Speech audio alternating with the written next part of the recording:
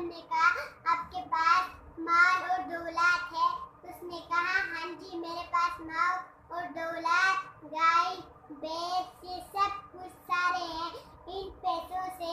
جا کر کپڑے لو اور وہ پہن لو۔ اللہ تعالیٰ کو یہ کپڑے پسند ہوتے ہیں جو اچھے کپڑے اس کو پسند ہے، گندے نہیں، وہ گندے نہیں پسند کرتا ہے، اچھے کپڑے پسند کرتا ہے۔ اور دوسری کہانی ہے، وہ صلی اللہ علیہ وسلم مسجد میں تھا نا، ایک صحابی آیا اور اس کے بعد اور وہ یہ کیا کہتے ہیں داڑھی اور ٹیڑے شانے،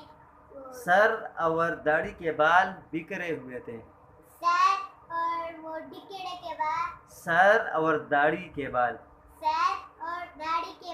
بکھرے ہوئے تھے، اور صلی اللہ علیہ وسلم نے کہا